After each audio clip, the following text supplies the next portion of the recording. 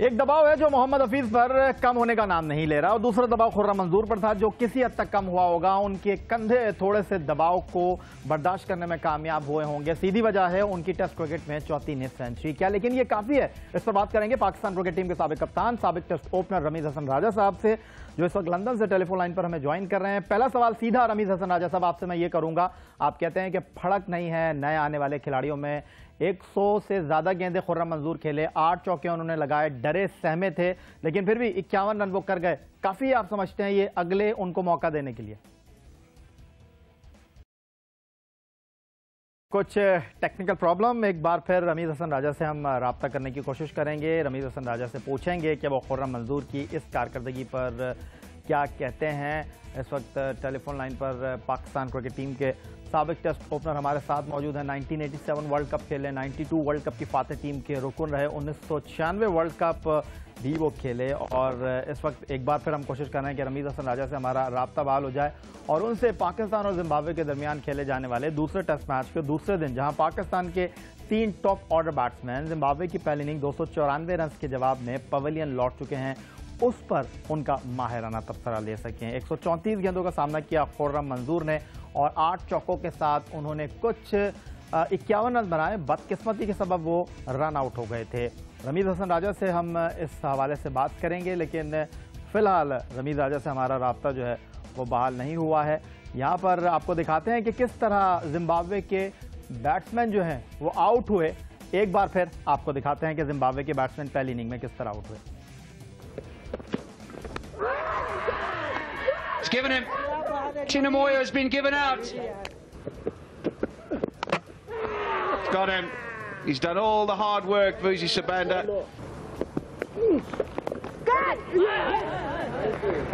Go on. Doesn't get across. He just puts his hands out there, and quite an easy catch for Adnan Akmal. One here of Malcolm Waller as we have a change in the commentary box and a wicket here. And that's not going to happen. It's bowled him. The commentator's curse, it's called, Justy.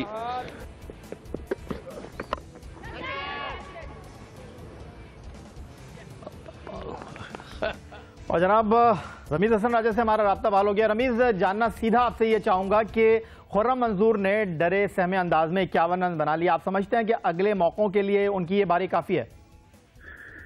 देखिए, काफी तो नहीं है। 50 कर लिया तो फिर समझते हैं कि ओपनर को 100 करना चाहिए।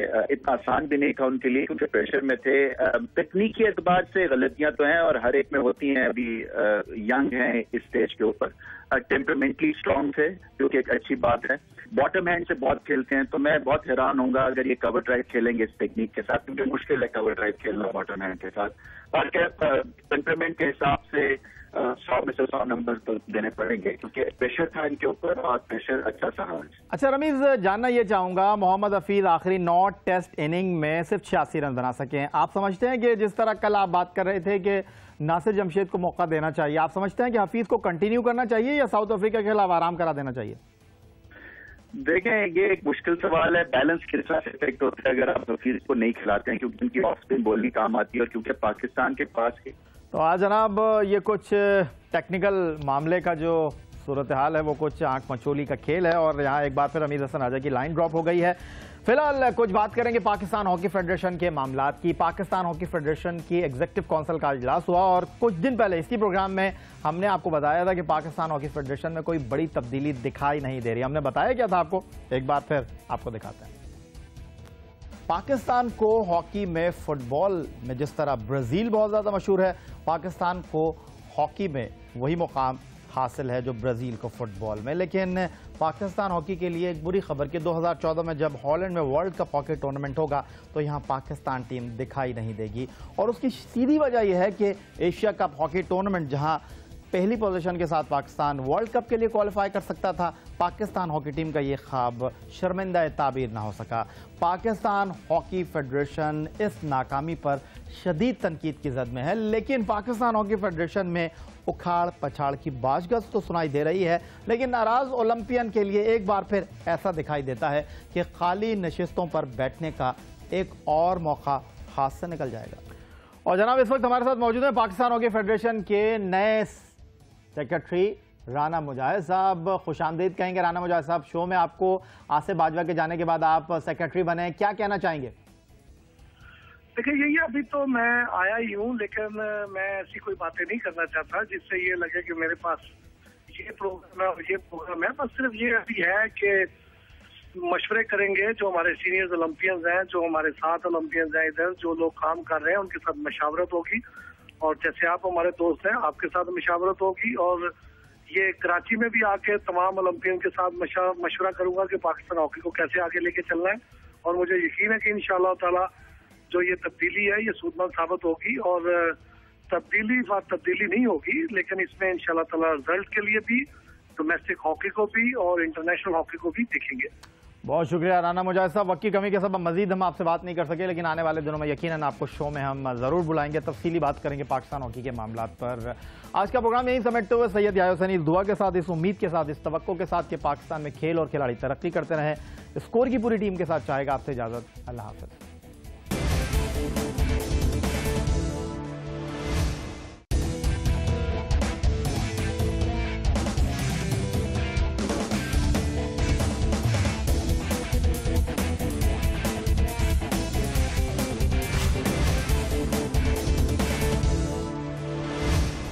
अस्सलाम वालेकुम। खेलों की खबरों पर तबसरों और तजियों से स्कोर के एक और प्रोग्राम के साथ सैयद याह्या हुसैनी आपकी खिदमत में हाजिर है। पाकिस्तान क्रिकेट टीम जिम्बाब्वे के खिलाफ 2 टेस्ट मैचों की सीरीज का दूसरा test match Harare sports club ground पर खेल रही है और आज इस मैच का दूसरा दिन है जहां जिम्बाब्वे की पहली इनिंग सिमट चुकी है।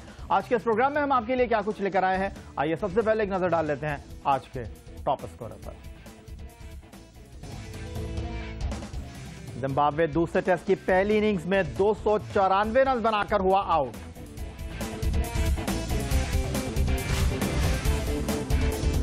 T20 कप्तान मोहम्मद हफीज आखिरी 9 टेस्ट इनिंग में सिर्फ 86 रन बना सके।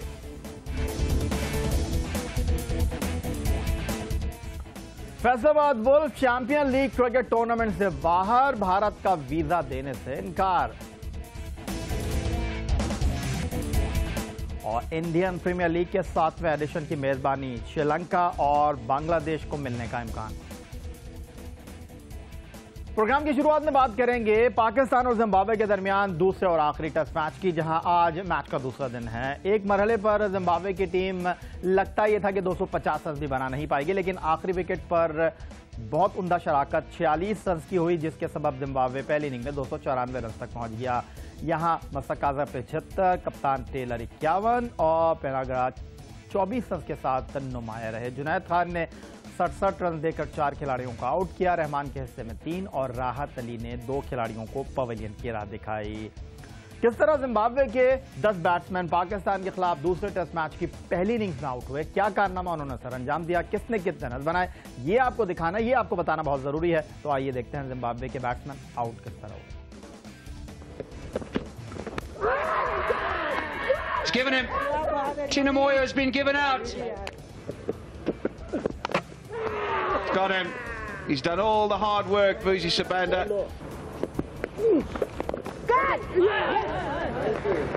Gone. Doesn't get across, just puts his hands out there, and quite an easy catch for Adnan Akmal. Point here of Malcolm Waller as we have a change in the commentary box and a wicket here. And that's not going to happen. He's bowled him. The commentator's curse, it's called, Justy.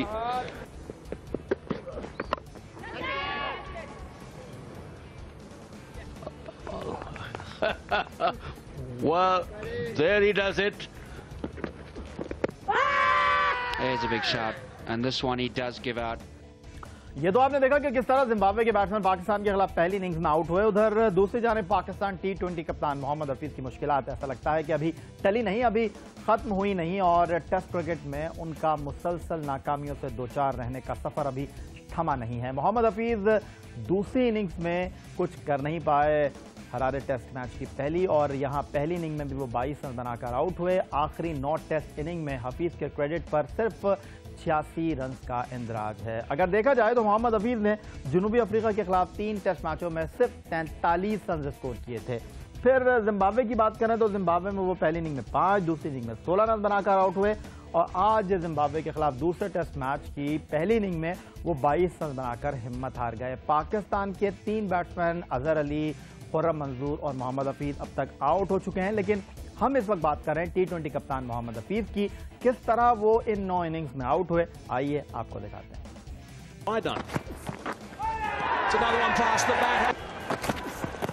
Oh, that's pretty straight. That is pretty straight. That finger's got to go up, I think. Yes, it does. Gone. Beautifully bowled. It's easy. There you go. We spoke about the right areas. Mohammad Hafeez will miss out again. Oh, caught him. That's him. Gone. What about that? Got him. That's him. Gone. The breakthrough comes for Zimbabwe. एक अंदाजे के मुताबिक champions league cricket tournament जहां दुनिया cricket के तमाम मुल्कों की चैंपियन टीमें शिरकत करेंगी, 65 करोड़ रुपए इनामी रकम यहां रखी गई है। और पाकिस्तान की T20 champion Faisalabad wolf Pak Bharat कशीदगी एक बार फिर ऐसा लगता है कि पाकिस्तान और भारत के क्रिकेट रवाबित पर असरअंदाज हो रही है और लाइन ऑफ कंट्रोल पर पैदा होने वाली कशीदगी क्रिकेट रवाबित पर इस अंदाज में असरअंदाज हुई है कि चैंपियंस लीग क्रिकेट का चौथा एडिशन इस बार भारत में होना था। पाकिस्तान की T20 champion team Faisalabad wolf को मेन राउंड में जगह बनाने के लिए 17 सितंबर से क्वालिफाइंग राउंड खेलना था। फैसलाबाद वुल्फ के कप्तान मिसबाह उल हक, स्टार ऑलराउंडर सईद अजमल और फास्ट बॉलर एहसान आदिल जो कि हरारे में मौजूद हैं, उन्होंने हरारे ही में भारतीय हाई कमीशन में दरख्वास्तें जमा करा दी थी वीजे के हवाले से और बाकी खिलाड़ियों ने फैसलाबाद वुल्फ के इस्लामाबाद में भारतीय हाई कमीशन में दरख्वास्तें जमा कराई थी, मगर तवील इंतजार के बावजूद ताहाल उन्हें वीजा मौसूल नहीं हो सका था। और अब इत्तलात भारतीय मीडिया के हवाले से ये सामने आ रही हैं कि भारतीय हुकूमत के मुताबिक पाकिस्तानी खिलाड़ियों को सिक्योरिटी फराहम नहीं की जा सकती और इस बात का कभी इम्कान है कि चैंपियंस लीग में पाकिस्तान की T20 champion team Faisalabad wolf जो है वो शिरकत ना कर पाए। उधर दूसरी जानिब कुछ दिन पहले जब पाकिस्तान क्रिकेट बोर्ड के सरबराह नजम सेठी से हमने पाक भारत क्रिकेट ताल्लुकात पर बात की थी, पाकिस्तान और भारत के होने वाले क्रिकेट रवाबित पर बात की थी, तो नजम सेठी साहब जो मौजूदा पाकिस्तान क्रिकेट बोर्ड के सरबराह हैं, उन्होंने क्या कहा था एक बार फिर आपको दिखाते हैं। देखिए, इंडिया के जो चेयरमैन हैं, they are head of the BCCI, वो उनके बारे में लोग कहते हैं कि he is very anti Pakistan, मगर मैं ये समझता हूँ कि वहाँ भी पॉलिटिक्स है।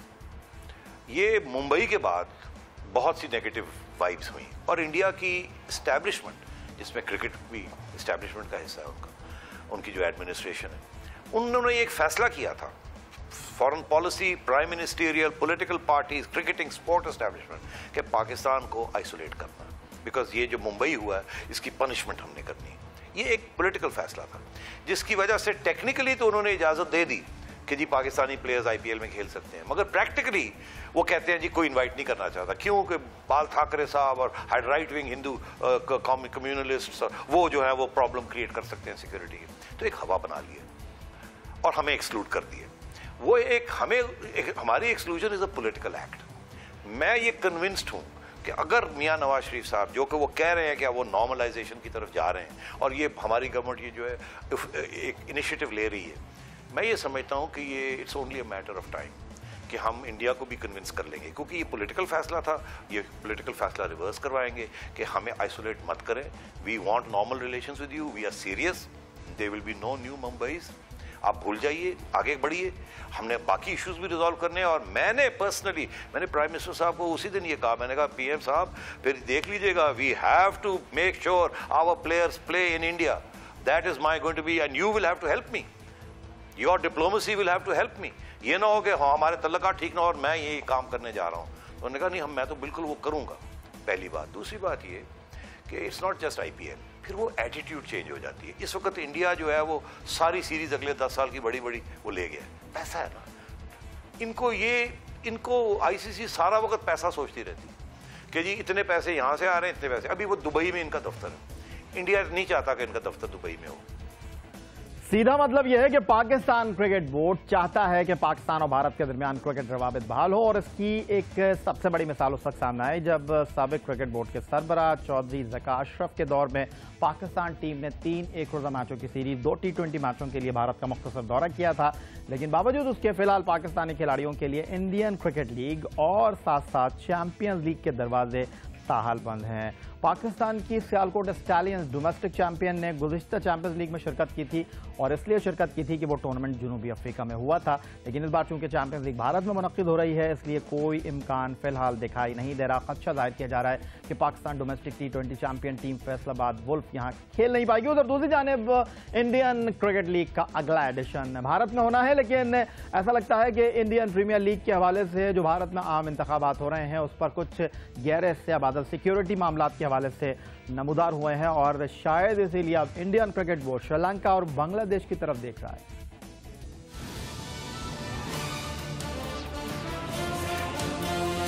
आईपीएल का 7वां एडिशन आइंदा साल होगा, मगर ये एडिशन भारत में नहीं होगा। आइंदा साल भारत में आम इंतखाबात का इनेकाद होगा। इस सूरत हाल में टीमों और गैर मुल्की खिलाड़ियों को सिक्योरिटी देना आसान नहीं है, इसीलिए बीसीसीआई ने आईपीएल का 7वां एडिशन श्रीलंका या फिर बांग्लादेश में कराने की सोच विचार शुरू कर दी है।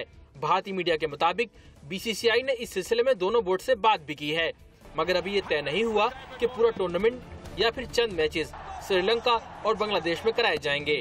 इस तरह की सूरत हाल 2009 में भी पेश आई थी, जब आम इंतखाबात की वजह से आईपीएल को जनूबी अफ्रीका मुंतकिल कर दिया गया था, मगर भारतीय बोर्ड के जनूबी अफ्रीकी बोर्ड के साथ में ताल्लुकात में कशीदगी आई है, और इसकी वजह बने हैं हारून लॉर्गार्ड, जिन्हें जनूबी अफ्रीकी बोर्ड ने अपना चीफ एग्जीक्यूटिव मुकर्रर किया है।